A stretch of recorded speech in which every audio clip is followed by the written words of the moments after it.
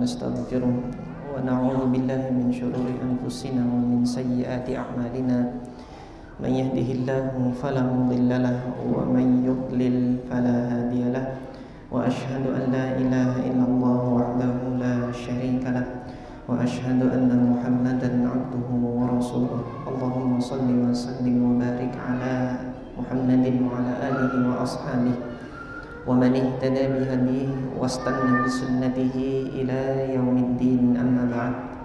Alhamdulillah, jamaah salat maghrib yang dirahmati oleh Allah Subhanahu wa taala. Insyaallah malam hari ini melanjutkan kembali pembacaan kitab Bulughul Maram yang insyaallah pembahasan kita sampai pada hadis yang ke-9 dari bab sifatis shalah. Hadis yang ke-9 ini mengabarkan kepada kita tentang sunnah atau ajaran Nabi SAW tentang wajibnya membaca Al-Fatihah bagi makmum. Nah, nanti di dalam permasalahan ini para ulama berbeda pendapat. Terdapat 3 pendapat secara umum oleh para ulama tentang apakah makmum itu juga masih wajib membaca surah Al-Fatihah di belakang imam ataukah tidak. Jumhur ulama atau mayoritas ulama sebagaimana dinukilkan oleh Al-Imam At-Tirmidzi, nanti akan kita baca ungkapan Al-Imam At-Tirmidzi, kemudian juga dinukilkan oleh Al-Imam Al-Baghawi rahimahullah, bahwasanya mayoritas para ulama dari kalangan sahabat, tabi'in dan yang setelahnya berpandangan bahwasanya makmum itu tetap wajib membaca surah Al-Fatihah di belakang imam. Nah, kemudian sebagian dari pendapat fuqaha ahli fiqih ada yang menyatakan bahwasanya qiraatul imam qiraatul makmum. Bacaannya imam itu sudah cukup mewakili makmum.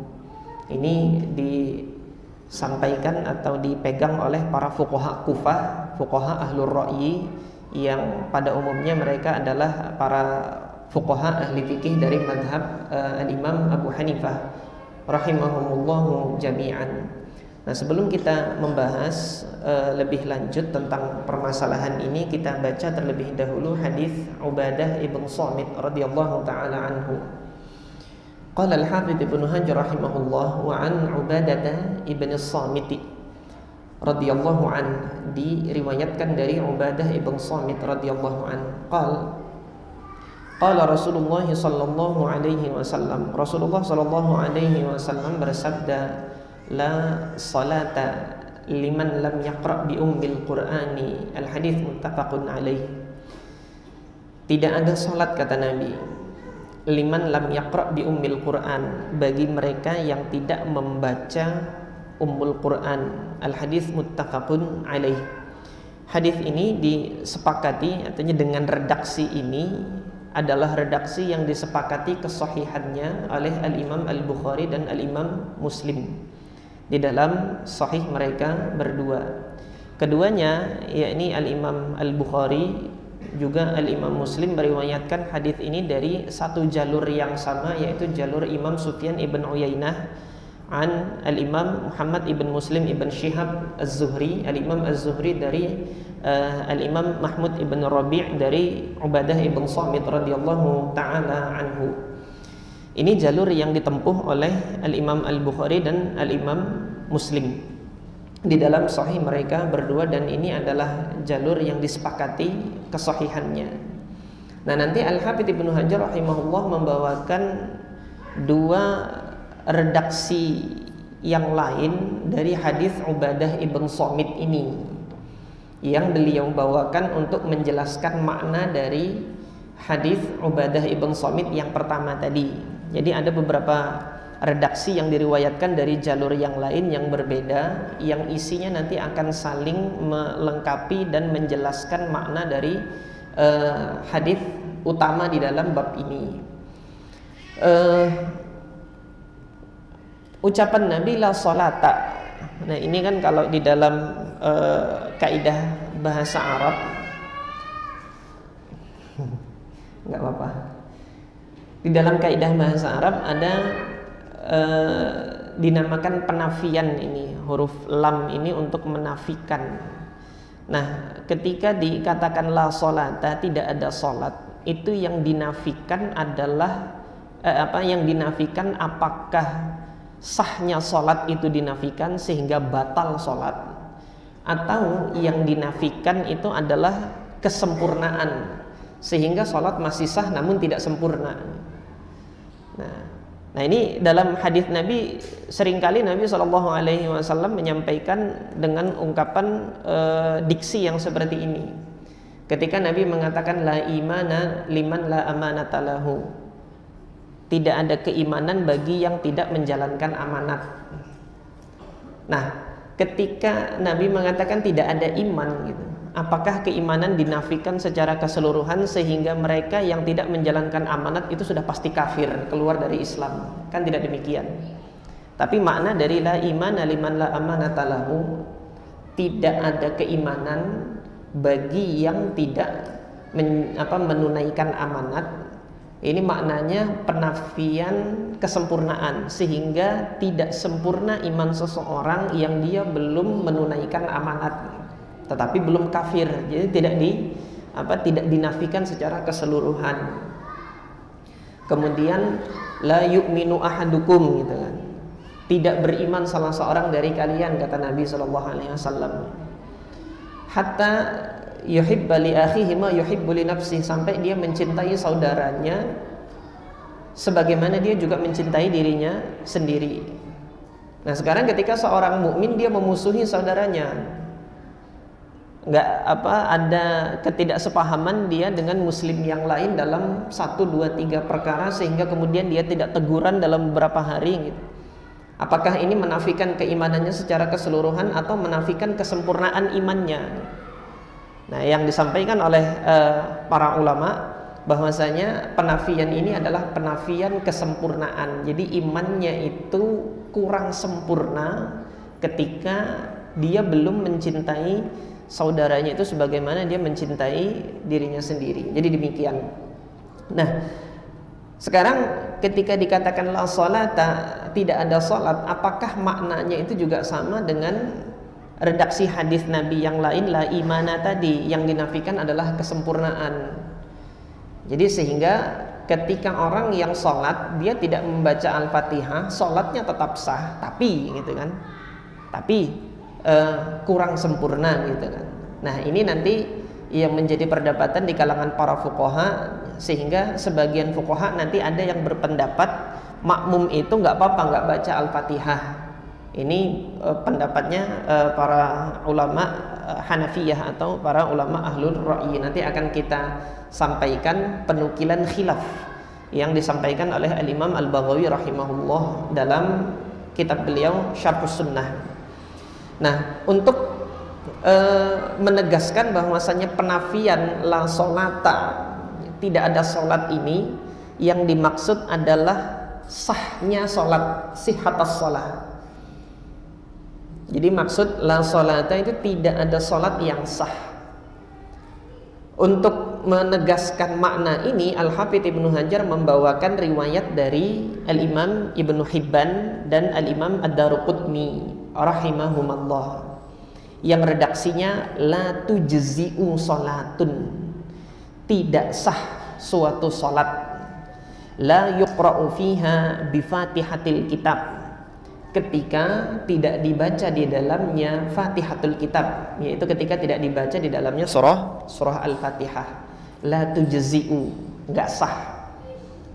Nah, redaksi hadis ini sejatinya bukan redaksi hadis riwayat dari sahabat Ubadah ibn Samit, tetapi dia adalah redaksi hadis yang diriwayatkan dari sahabat Nabi Abu Hurairah radhiyallahu taala anhu dengan jalur yang hasan. Akan tetapi salah satu dari jalur periwayatan yang ditempuh oleh Imam Daruqutni juga mengantarkan redaksi ini kepada redaksinya sahabat Ubadah ibn Samit, tapi ini redaksi yang asing gitu. Sebagian dari perawi-perawi hadis Ubadah ibn Samit radhiyallahu an dan yang disepakati kesahihannya tadi, menyatakan redaksinya itu berbunyi la solata, sementara redaksi yang la tujzi'u solatun, tidak sah solat, ini sebagian besar perawinya itu mengerucutkan, artinya ujungnya sanad tersebut berakhir pada sahabat Abu Hurairah radhiyallahu taala anhu, dan ini yang disahihkan oleh Imam Ibnu Khuzaimah dan Imam Ibnu Hibban. Jadi hadisnya adalah hadis Abu Hurairah yang diriwayatkan oleh Al-Imam melalui jalur Imam Syu'bah Ibn al-Hajjaj Ibn al-Warad al-Ataki dari jalur Ala Ibn Abdurrahman dari ayahnya dari Abu Hurairah radhiyallahu taala anhu. Nah, bunyi lengkapnya atau redaksi lengkapnya hadis ini, Abu Hurairah radhiyallahu taala anhu meriwayatkan dari Nabi, mengatakan bahwasanya Nabi SAW bersabda, la tujzi'u salatun, tidak sah suatu salat, la yuqra'u fiha bi fatihatil kitab, ketika tidak dibaca Al-Fatihah di dalam salat tersebut. Nah, kemudian salah seorang perawi, yaitu perawi yang dari Abu Hurairah radhiyallahu an. Jadi yang nampak dalam riwayat ini, perawi dari Abu Hurairah bertanya kepada Abu Hurairah radhiyallahu an, siapa perawi yang dari Abu Hurairah? Perawi yang dari Abu Hurairah tadi adalah ayah dari Ala bin Abdurrahman, yaitu Abdurrahman ibn Ya'qub al-Juhani maulahum. Abdurrahman ibn Ya'qub al-Juhani maula Khuraqah. Khuraqah itu salah satu subqabilah dari qabilah Juhainah. Nah, siapa? Abdurrahman ibn Ya'qub ini adalah maula, jadi mantan budaknya, budak yang dibebaskan, yang mana aslinya dia bukan seorang Arab, namun beliau berkebangsaan Farisi. Jadi budak Farisi dari keluarga qabilah Juhainah ini tadi. Dimerdekakan, setelah merdeka beliau menjadi salah satu ulama hadis di Madinah dan menjadi salah satu murid utamanya Abu Hurairah radhiyallahu taala anhu. Nah, Abdurrahman ibn Ya'qub al-Juhani ini bertanya kepada Abu Hurairah, fa in kuntu khalfal imam, kalau saya di belakang imam, apakah juga tetap wajib membaca Al-Fatihah? Maka Abu Hurairah fa akhadha bi yadi, Abu Hurairah itu mengambil tangannya Abdurrahman ibn Ya'qub ini, menyampaikan dengan dengan suasana kedekatan yang lebih dekat gitu kan, sebagaimana guru terhadap murid itu mengambil tangan muridnya sini, kemudian disampaikan dengan posisi yang lebih dekat. Kata Abu Hurairah apa? Iqra fi nafsika ya farisiyu, wahai orang Farisi, baca di dalam dirimu, artinya baca secara lirih, tidak dikeraskan, diperdengarkan. Ini yang menjadi sunnah bagi para makmum ketika berada di belakang imam, tetap membaca surah Al-Fatihah, dan ini adalah pendapatnya Abu Hurairah radhiyallahu taala anhu. Jadi tadi Nabi mengatakan, yang dikatakan oleh Nabi apa? Tidak sah suatu salat jika tidak membaca Al-Fatihah. Terus ditanyakan, yang menanyakan seorang tabi'in bertanya kepada sahabat, bukan Abu Hurairah yang nanya kepada Rasulullah, bukan gitu loh. Nah, seorang tabi'in tanya kepada sahabat. Tabi'innya siapa? Abdurrahman bin Ya'qub tadi, ayah dari Ala bin Abdurrahman. Bertanya kepada Abu Hurairah, kalau saya di belakang imam, yang harus saya lakukan bagaimana? Apakah tetap membaca juga? Kata Abu Hurairah, iya, tetap baca. Wahai orang Farisi, wahai orang Persia, tetap kamu baca itu di dalam dirimu sendiri, artinya secara lirih tetap kamu baca. Ini hadis diriwayatkan oleh Imam Ibnu Khuzaimah dan Imam Ibnu Hibban dari jalurnya siapa? Dari jalur Abu Hurairah radhiyallahu taala anhu dengan kelengkapan redaksi yang demikian dan disahihkan oleh Imam Ibnu Khuzaimah. Namun sebelumnya jamaah sekalian yang dirahmati oleh Allah Subhanahu wa taala, jalur periwayatan Ala ibn Abdurrahman, beliau ini adalah seorang perawi yang mukhtalaf fihi gitu. Jadi sebagian para ulama itu menerima hadisnya, dan sebagian yang lain itu menyangsikan hadisnya untuk diterima. Ala ibn Abdurrahman rahimahullah, putra dari Abdurrahman bin Ya'qub tadi yang meriwayatkan dari Abu Hurairah, disampaikan kepada putranya. Jadi ini salah satu dari isu yang didiskusikan oleh para ulama hadis tentang apakah riwayatnya Ala bin Abdurrahman ini layak untuk diterima ataukah tidak. Sebagian menyatakan layak, sebagian tidak gitu. Al-Imam Muslim ini termasuk yang mentolerir sebagian dari riwayatnya Ala ibn Abdurrahman ini untuk diterima. Oleh sebab itu nanti ada hadis-hadis di dalam Sahih Muslim yang disahihkan oleh Imam Muslim yang dia adalah riwayatnya Ala bin Abdurrahman. Nah, sebagian ulama yang lain mengingkari, menyangsikan hadisnya Ala bin Abdurrahman. Jadi memang beliau ini perawi yang mukhtalafih. Jadi para kritikus hadis ini sebagian ada yang menerima, ada yang tidak menerima. Oleh sebab itu Ala bin Abdurrahman ini hadisnya dalam Sahih Bukhari nggak ada. Dia bukan rijalul Bukhari gitu. Jadi Imam Bukhari berijtihad untuk tidak menerima hadisnya sebagai hadis yang sahih, tapi Imam Muslim gitu kan berijtihad untuk mentolerir sebagian hadisnya ada yang disahihkan gitu loh. Ala bin Abdurrahman. Nah, Imam Az-Zahabi rahimahullah dalam Syiar A'lam An-Nubala ketika mengomentari Ala bin Abdurrahman ini, Imam Zahabi menyatakan wa ankaru riwayatihi, salah satu dari riwayat yang diingkari dari Ala bin Abdurrahman itu adalah hadis larangan puasa Sya'ban. Idzan tasafa Sya'ban fala tasumu. Ketika sudah sampai pertengahan Sya'ban, maka janganlah engkau berpuasa. Ini salah satu hadis yang disangsikan, yang merupakan riwayatnya Ala bin Abdurrahman, dan ini memang menjadi perdebatan di kalangan para ahli hadis tentang hadis larangan puasa setengah Sya'ban ini apakah diterima atau tidak gitu. Yang zahir Allah Ta'ala a'lam, saya menyangsikan, karena sebagian besar hari yang dimana Nabi Shallallahu Alaihi Wasallam hampir sebulan penuh berpuasa di luar Ramadan itu adalah puasa Sya'ban, sebagaimana disampaikan oleh Ibunda Aisyah radhiyallahu taala anha, bahwasanya Nabi itu paling banyak itu puasanya itu di bulan Sya'ban. Oleh sebab itu Ibunda Aisyah mengqadha puasa yang beliau mengqadha Ramadannya yang beliau meninggalkan karena haid itu baru di bulan Sya'ban. Dekat-dekat Ramadan baru Ibunda Aisyah itu mengqadha puasanya. Kenapa kok demikian? Karena selama setahun penuh Ibunda Aisyah itu mengedepankan pelayanan dirinya itu kepada Rasulullah Shallallahu Alaihi Wasallam. Jadi kalau Rasulullah menginginkan untuk hubungan suami istri dengan Ibunda Aisyah, beliau tidak sedang dalam keadaan berpuasa gitu loh. Jadi siap untuk memberikan khidmahnya kepada Nabi Shallallahu Alaihi Wasallam kalau Nabi hendak melakukan hubungan badan dengan Ibunda Aisyah. Nah, kapan kesempatan Ibunda Aisyah untuk mengqadha puasanya karena ditinggal ketika haid di bulan Ramadan itu? Di Sya'ban mendekati Ramadan tahun yang akan datang baru di situ. Kenapa kok di situ? Karena Nabi puasa sering paling banyak puasa sunnahnya di bulan Sya'ban itu.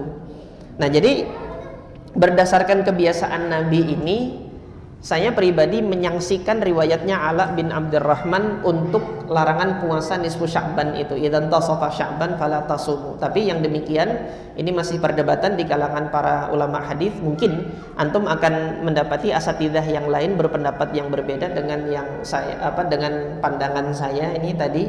Jadi silahkan saja nanti antum lihat mana hujahnya yang lebih kuat. Silahkan antum pegang pendapat tersebut sebagai sebagai wawasan atau tambahan referensi bagi antum. Nah, kita kembali kepada permasalahan kita ini. Jadi dalam hal ini riwayatnya Ala bin Abdurrahman untuk hadis Abu Hurairah tentang sholat ini diterima apa enggak gini kan? Insyaallah biidznillah ini diterima dengan pertimbangan apa? Antum melihat yang meriwayatkan dari Ala bin Abdurrahman siapa? Imam Syu'bah ibn al-Hajjaj ibn al-Warad al-Ataki maulahum.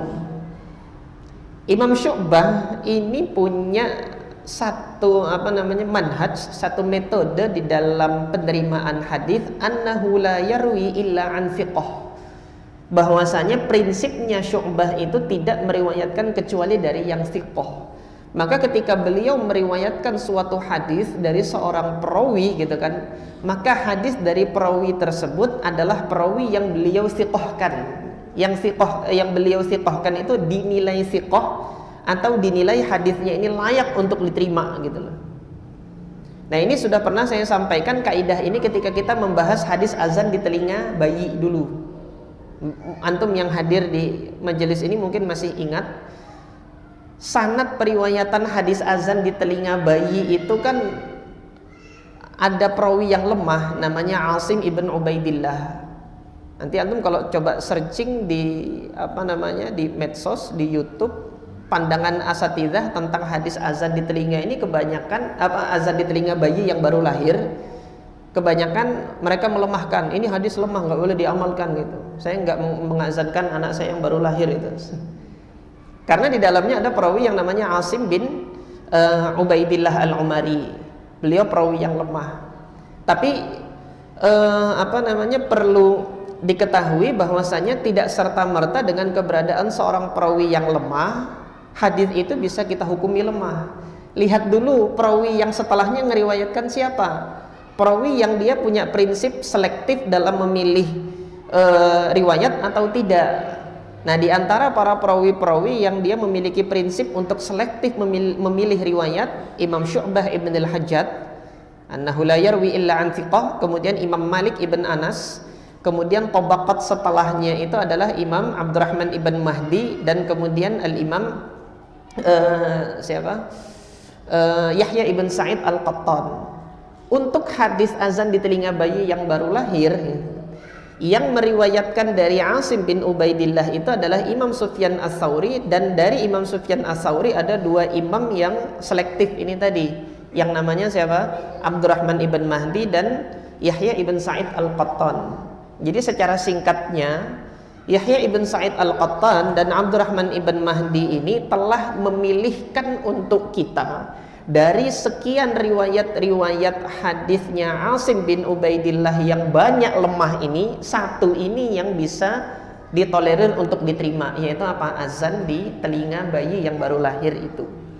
Nah, dalam hal ini Imam Syu'bah juga punya prinsip kayak gitu. Dari sekian riwayat-riwayatnya Ala ibn Abdurrahman ini yang bermasalah gitu, yang beliau seleksi pilih untuk diriwayatkan, untuk disampaikan, ini adalah hadis ini. Jadi antum bisa ambil nanti kaidah ini ketika antum mendapati seorang perawi yang lemah di dalam suatu sanad, ternyata perawi setelahnya adalah seorang imam yang dia kritikus, selektif, ketat dalam pemilihan riwayat. Orang-orangnya adalah Syu'bah ibn al-Hajjaj, Malik ibn Anas, kemudian Yahya ibn Sa'id al-Qattan, dan kemudian Abdurrahman ibn Mahdi. Ada perawi ini di belakang itu, maka hadis ini masih bisa ditolerir untuk dihasankan dan diterima. Insya Allah demikian ini. Nah, ini kaidah ini disampaikan oleh Imam Ibnu Khuzaimah, diantaranya di dalam kitab beliau Sahihnya. Jadi Imam Ibnu Khuzaimah itu pernah mengatakan demikian, aku dulu gitu kan, kuntulah uhadditsu la ukharriju hadits Asim ibn Ubaidillah. Dulu aku tidak mengeluarkan, tidak meriwayatkan hadis-hadisnya Asim bin Ubaidillah karena dia perawi yang lemah. Fanazartu, setelah aku telaah lagi, aku lihat lagi, ternyata Abdurrahman bin Mahdi dan Yahya ibn Sa'id al-Qattan rawaya ani Tsauri anhu, memilih untuk meriwayatkan dari Imam Tsauri dari Asim bin Ubaidillah. Sehingga kalau antum dapati perawi-perawi yang lemah ini melalui imam-imam yang kritis, selektif dalam memilih riwayat ini tadi, suatu hadis itu bisa diangkat, ditolerir untuk diterima, untuk diamalkan. Allahu taala a'lam. Ini untuk riwayat yang kedua yang dibawakan oleh Al-Hafidz Ibnu Hajar, di mana Abu Hurairah tadi mengatakan, Iqra' fi nafsika ya Farisi, baca di dalam dirimu sendirian. Kemudian riwayat yang ketiga yang dibawakan oleh siapa? Al-Hafidz Ibnu Hajar sebagai syawahid, penguat dan penjelas bagi hadis Ubadah bin Samit adalah riwayat Ubadah ibn Samit yang diriwayatkan oleh Imam Ahmad, Abu Dawud dan Imam At-Tirmidzi dari jalur yang berbeda. Kalau tadi kan yang meriwayatkan dari Ubadah ibn Samit namanya adalah Mahmud ibn Rabi'. Yang meriwayatkan dari Mahmud ibn Rabi' tadi dalam riwayat muttafaq alaih adalah Imam Az-Zuhri, Muhammad ibn Muslim ibn Syihab Az-Zuhri. Beliau ini poros periwayatan di Madinah. Kemudian ada alternatif jalur riwayat yang lain, yaitu yang diriwayatkan dari Makhul Asy-Syami. Ini salah seorang ahli fikih di Syam, juga meriwayatkan dari Mahmud ibn Rabi' dari Ubadah ibn Samit hadis ini dengan redaksi yang berbeda. Redaksinya adalah yang dibawakan oleh Al-Hafidz Ibnu Hajar ini, di mana Nabi SAW ketika di dalam salat thaqulat alaihi al-qiraah, Rasulullah itu sulit membaca Al-Quran qiraah ketika mengimami. Kenapa? Karena di belakang ada yang ikut Nabi juga baca, gitu loh kan. Misal Nabi membaca surah Al-Baqarah, ternyata di belakang ada sahabat yang juga hafal Al-Baqarah ikut membaca, suaranya kedengaran oleh Nabi, gitu kan. Falamman sarafa, ketika Nabi selesai salat, Nabi mengatakan kepada para sahabat, la'allakum taqra'una khalfa imamikum. Apakah ada di antara kalian yang juga membaca di belakang imam kalian, gitu kan. Qulna na'am, para sahabat mengatakan, iya wahai Rasulullah. Qal la taf'alu, jangan kamu lakukan. Jangan kamu lakukan untuk ngikutin imam juga baca bareng sama imam. Illa, kata Nabi, kecuali bi Fatihatil kitab, kecuali Al-Fatihah. Ya, kecuali Al-Fatihah, Fatihatul kitab. Fa innahu la salata liman lam yaqra' biha. Karena tidak ada solat bagi mereka yang tidak membacanya. Nah, ini riwayat Imam Ahmad ibn Hanbal, Imam Abu Dawud dan Imam Tirmidzi. Imam Tirmidzi mengatakan hadisnya hasan. Jadi riwayat dari jalur Makhul an Mahmud ibn Rabi' ini hadisnya hasan. Nah, sebagian para ulama melemahkan. Di antara yang pernah melemahkan hadis ini adalah Syekh Muhammad Nasiruddin Al-Albani rahimahullah. Beliau menilai hadis ini lemah karena perawi yang dari Makhul ini adalah Al-Imam Muhammad ibn Ishaq ibn Yasar Al-Muttalabi. Al-Imam Muhammad ibn Ishaq ibn Yasar Al-Muttalabi ini salah seorang perawi di Madinah, dan beliau ini ahli sirah wal maghazi. Jadi banyak menghimpun periwayatan-periwayatan sirah nabawiyah di Madinah. Hanya saja di dalam periwayatan hadis beliau tidak sampai pada derajat thiqah. Artinya tidak sampai pada derajat yang hadis-hadisnya itu sahih. Nah, ini Al-Imam Muhammad ibn Ishaq ibn Yasar ini kerap melakukan tadlis, sehingga sebagian ulama yang melemahkan hadis-hadisnya Imam Muhammad bin Ishaq ibn Yasar ini karena sebab kecurigaan adanya tadlis. Namun demikian, insya Allah kemungkinan adanya tadlis ini tidak ada. Kenapa? Karena di dalam riwayatnya Imam Ahmad ibn Hanbal dari jalur riwayatnya Imam Ahmad bin Hanbal, Al-Imam Muhammad bin Ishaq ini tidak meriwayatkan dengan an-anah, jadi tidak mengatakan an. Jadi beliau mengatakan haddatsani, telah menyampaikan hadis ini secara langsung kepadaku, sehingga kemungkinan adanya an-anah itu tidak ada. Nah, dalam hal ini para ulama hadis menghasankan riwayat ini, diantaranya Imam At-Tirmidzi.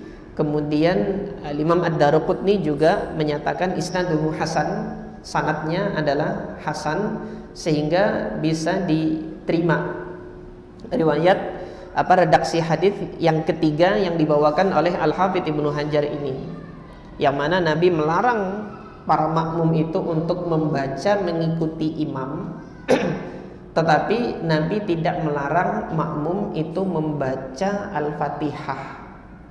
Nah, pertanyaannya, baca Al-Fatihahnya bareng sama imam kah atau ketika saktah, ketika imam berhenti setelah Al-Fatihah sebelum membaca surah pendek itu? Nah, di sini terdapat 3 pendapat atau 3 pandangan dari para ulama. Yang mana ketiga pendapat ini dinukilkan oleh Al-Imam Al-Baghawi rahimahullahu ta'ala di dalam kitab beliau Syarhus Sunnah. Bagi antum yang mungkin masih asing dengan nama Imam Baghawi, Imam Baghawi ini adalah salah seorang ulama ahli sunnah bermadhab Syafi'i, dan beliau dalam masalah akidah menempuh tariqah salaf yang tidak mentakwilkan hadis-hadis sifat.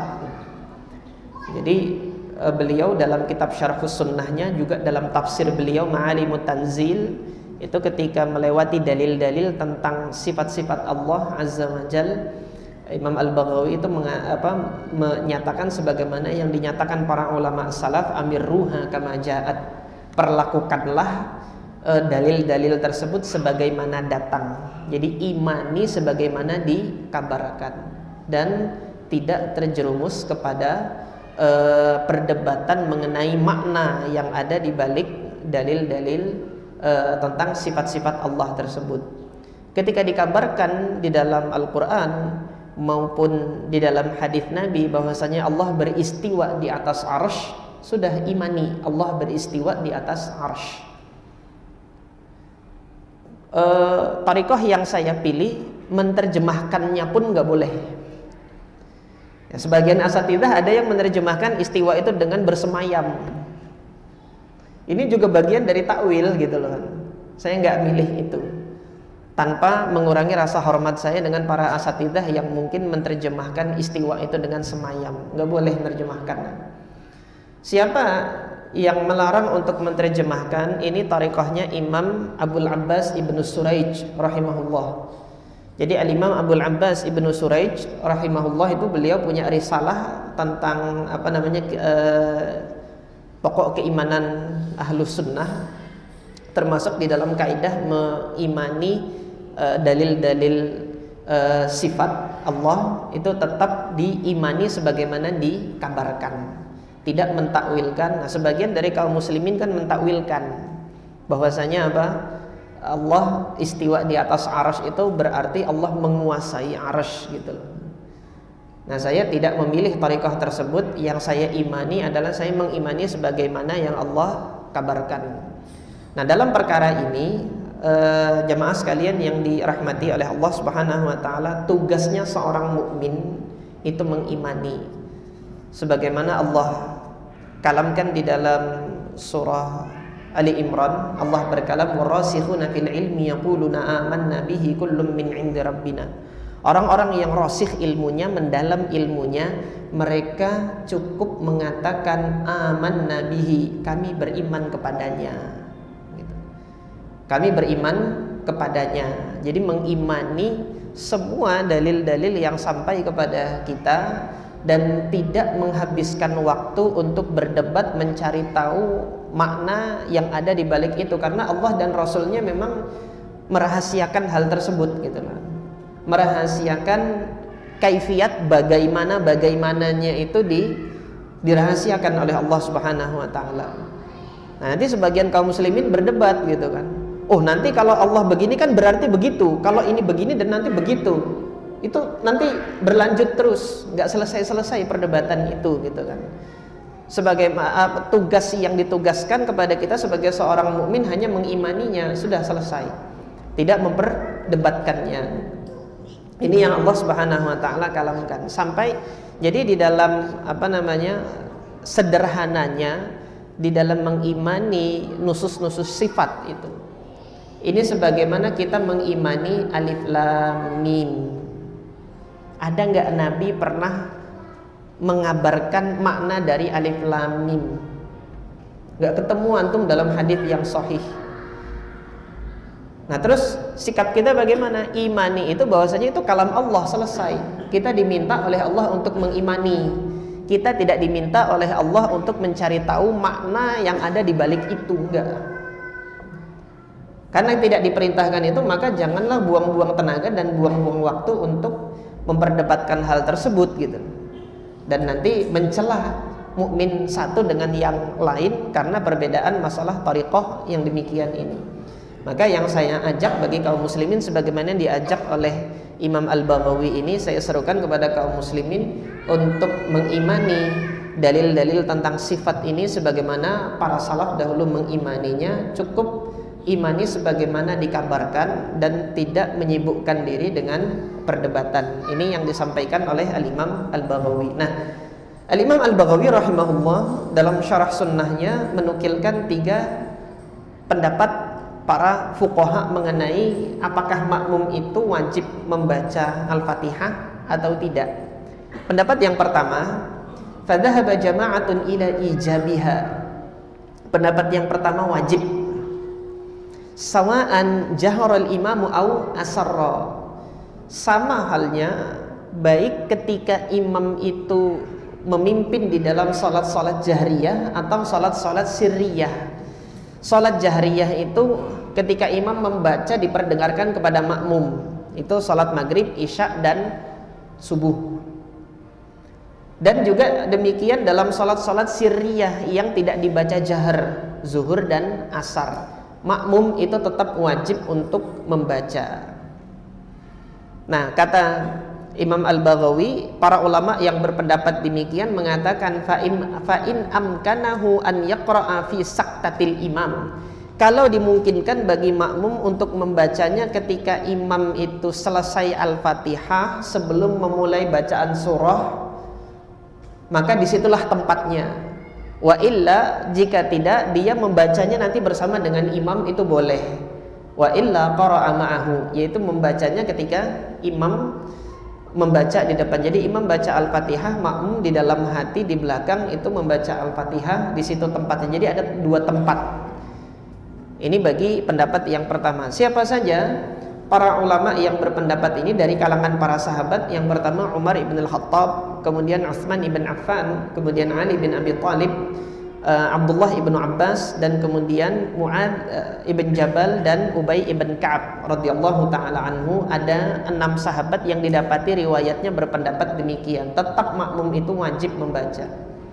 Nah kemudian tadi di dalam riwayat Imam Abu Hurairah kita tambahkan satu lagi sahabat yang berpendapat demikian, yaitu Abu Hurairah radhiyallahu ta'ala anhu, ketika beliau mengatakan iqra' fi nafsika ya farisi, baca sendiri di dalam dirimu wahai orang Persia, kata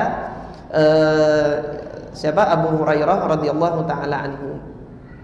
Adapun para fuqaha yang berpendapat demikian, ini pendapatnya Imam Makhul Asy-Syami, kemudian Al-Imam Al-Auza'i juga di Syam, dan Al-Imam Asy-Syafi'i dan Imam Abu Thawr.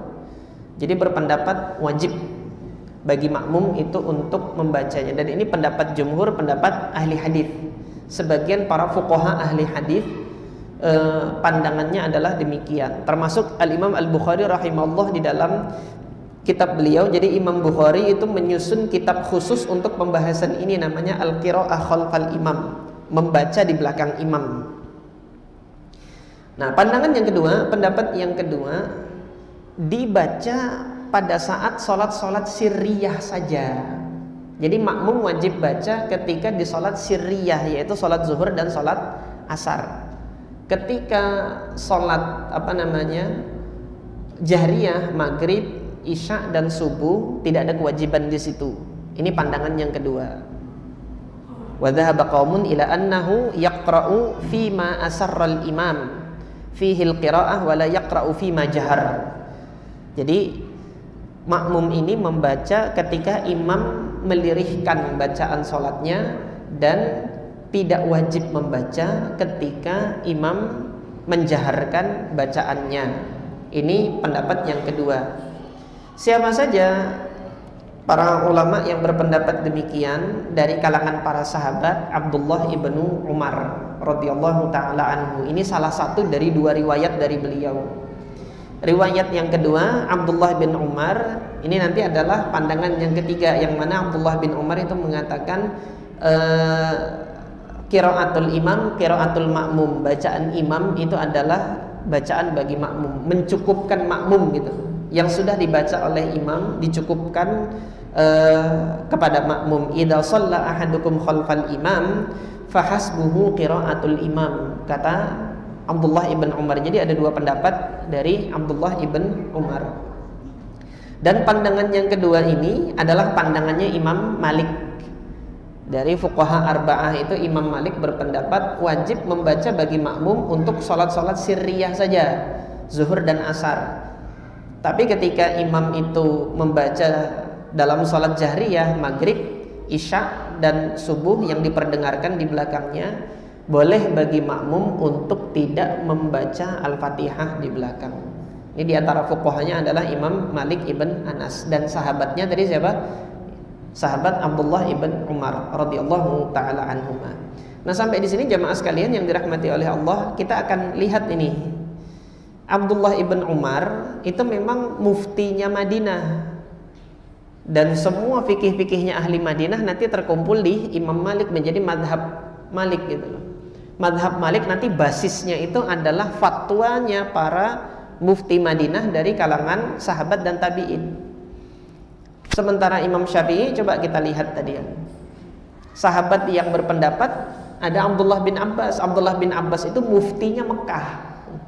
Imam Syafi'i besarnya di Mekah. Yang nanti mengerucut fikih-fikihnya ahli Mekah itu menjadi salah satu basis dari pilihan-pilihannya Imam Syafi'i. Jahar bismillah, mengeraskan bismillah dalam sholat. Kenapa Syafi'i berpendapat demikian? Karena mufti-muftinya di Mekah mengeraskan. Abdullah bin Abbas mengeraskan basmalah dalam sholat. Tabi'innya Ibnu Abi Mulaikah mengeraskan bacaan dalam sholat. Atha bin Abi Rabah mengeraskan bacaan basmalah dalam sholat. Jadi jangan buru-buru dikatakan mengeraskan basmalah itu bid'ah, itu enggak. Ada salafnya yang berpandangan demikian. Nanti antum baca buku saya, dan permasalahannya nanti insya Allah pekan yang akan datang akan kita bahas tentang menjaharkan basmalah atau tidak nanti di dalam sholat. Nah, kembali kepada permasalahan kita, pendapat yang ketiga tadi ya. Tadi sudah dua pendapat kita sampaikan. Yang ketiga, tidak wajib bagi makmum, baik dalam sholat sirriyah maupun dalam sholat jahriyah. Tidak wajib bagi makmum di semua sholat. Ketika dia sudah bermakmum, tidak ada kewajiban bagi makmum untuk membaca surah Al-Fatihah di belakang imam. Ini pendapatnya tadi salah satunya riwayat dari Abdullah bin Umar. Kemudian sahabat yang lain yang juga berpendapat demikian adalah Zaid ibn Thabit dan Jabir bin Abdullah radhiyallahu taala anhuma. Nah, ketika antum perhatikan ini tadi yang dinukilkan oleh Al-Imam Al-Baghawi, masing-masing dari pendapat ini ada sahabatnya yang menjadi basis fatwanya tadi. Kemudian generasi setelahnya juga berijtihad dengan hasil ijtihad yang mudah-mudahan jadi anak soleh. Kemudian generasi setelahnya berijtihad dengan ijtihad yang sama, gitu loh, dengan para sahabat yang punya pendapat beda-beda ini tadi gitu. Nah, kemudian saya lupa menyampaikan yang ketiga tadi, siapa-siapa ahli fikihnya, fuqahanya dari kalangan generasi setelah sahabat, dari kalangan atba'ut tabi'in, yaitu Imam Sufyan ibn Sa'id ibn Masruq Ats-Tsauri. Kemudian para fuqaha ahli ra'yi, murid-muridnya Imam Abu Hanifah di Kufah. Dan secara umum fuqahanya ahli Kufah berpendapat tidak wajib sholat apapun ketika seorang makmum itu sudah berada di belakang imam, yang menanggung adalah imamnya. Nah, kemudian masing-masing dari tiga pendapat ini apa punya dasar berupa sunnah dari Nabi SAW? Iya, ada gitu loh. Mereka menghasilkan kesimpulan hukumnya ini didasarkan pada sunnah Nabi SAW. Artinya ketiga pendapat yang berbeda ini salafnya ada, sunnahnya juga ada, gitu loh. Nah, di antara dalil yang menunjukkan dalil yang mendukung pendapat ketiga ini bahwasanya makmum itu tidak wajib, itu hadis Abu Bakrah radhiyallahu taala anhu. Mungkin pernah saya sampaikan dalam majelis-majelis sebelumnya, hadis Abu Bakrah radhiyallahu taala anhu yang diriwayatkan oleh Al-Imam Al-Bukhari dengan redaksi yang ringkas, bahwasanya Abu Bakrah ini annahu intaha ila Nabi sallallahu alaihi wasallam wa huwa raki'un. Suatu ketika Abu Bakrah, bukan Abu Bakar ya, Abu Bakrah. Jadi beda, Abu Bakar sama Abu Bakrah beda. Abu Bakar As-Siddiq radhiyallahu an. Abu Bakrah ini beliau baru masuk Islam itu setelah pertempuran Taif. Jadi setelah Fathu Makkah terjadi pertempuran Hunain, berlanjut kepada pertempuran Taif. Wilayah Taif itu dikepung dan Nabi memberikan ultimatum, yang mau keluar dari benteng menyerahkan diri masuk Islam akan kami ampuni, gitu kan. Salah satunya yang turun menjemput hidayah ini adalah Abu Bakrah radhiyallahu taala anhu. Nah, artinya beliau adalah sahabat Nabi yang barusan saja masuk Islam. Nah, apa yang dilakukan oleh beliau? Annahu intaha ilan Nabi wa huwa raki'. Jadi suatu ketika beliau itu hendak menghadiri sholat berjamaah, terlambat sampai kepada subhanallah isya sudah. Sampai kepada sholat berjamaah, saya teruskan sedikit ya. Nabi itu sudah ruku, para sahabat sudah ruku. Faraka'a dunas saffi, kemudian beliau ruku sebelum masuk ke dalam shaf. Artinya baru sampai di pintu itu sudah Allahu Akbar, ruku dia di situ. Summa masya hatta dakhala fis shaf, kemudian berjalan dalam keadaan ruku ini kecek sampai masuk ke shaf. Artinya baca Al-Fatihah enggak ini? Dia jadi makmum baca Al-Fatihah enggak? Enggak baca Al-Fatihah Abu Bakrah. Setelah selesai, ini dalam riwayat Imam Abu Daud, Nabi menanyakan ayyukum raka'a dunas saffi thumma masya ila saffi. Siapa di antara kalian yang ruku duluan sebelum masuk ke shaf, kemudian jalan masuk ke shaf dalam keadaan ruku? Itu siapa, kata Nabi? Qala ana ya Rasulullah, saya wahai Rasulullah. Apa kata Rasulullah? Zadakallahu hirsan wa la ta'ud. Semoga Allah menambahkan hirs itu semangat kepada hal-hal yang baik, gitu. Jadi tamak, semoga Allah menambahkan ketamaan bagi dirimu untuk hal-hal yang baik dan jangan diulangi lagi. Apa yang jangan diulangi lagi? Jangan terlambat lagi, gitu loh. Nabi tidak nyuruh siapa? Abu Bakrah ngulangi lagi sholatnya, enggak, gitu loh. Kalau itu tidak sah, gitu kan, kalau Abu Bakrah nggak sah gara-gara nggak baca Al-Fatihah, disuruh ngulangi. Dan riwayatnya ada dalam Sahih Bukhari, artinya sahih bahwasanya Abu Bakrah pernah melakukan demikian. Nah, ini yang menjadi dalil bagi pendapat yang ketiga ini, bahwasanya ketika makmum ini tidak membaca Al-Fatihah tetap sah dia, salatnya tetap sah. Nah, jadi kan sampai di sini kan antum masing-masing dari tiga pendapat ini punya dalil yang kuat-kuat. Semuanya juga didasarkan pada sunnah dan masing-masing ada sahabatnya yang berfatwa demikian. Maka untuk permasalahan yang seperti ini, insya Allah biidznillah, gitu, jangan dijadikan sebagai ajang perdebatan untuk menyalahkan muslim yang satu dengan muslim yang lain, karena masing-masing ada dasar sunnahnya. Akan tetapi dari tiga pandangan ini yang saya pilih paling kuat adalah pandangan jumhur yang pertama. Tetap wajib bagi makmum untuk membaca surah Al-Fatihah sepanjang dia mampu dan ada kesempatan baca di belakang imam. Nah, untuk kasusnya Abu Bakrah, karena tidak ada kesempatan dia baca Al-Fatihah, disitulah kemudian berlaku rukhsah makmum tidak wajib membaca karena tidak ada kesempatan, gitu loh. Selagi ada kesempatan, makmum tetap memiliki kewajiban semampunya.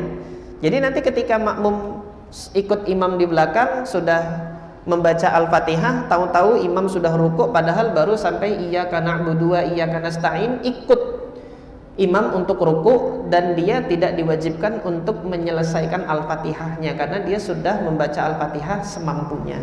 Ini kesimpulan kita. Allahu taala a'lam, mudah-mudahan bermanfaat. Aqulu qouli hadza wa astaghfirullah li wa lakum. Subhanakallahumma rabbana wa bihamdika asyhadu an la ilaha illa anta astaghfiruka wa atubu ilaik. Assalamualaikum warahmatullahi wabarakatuh.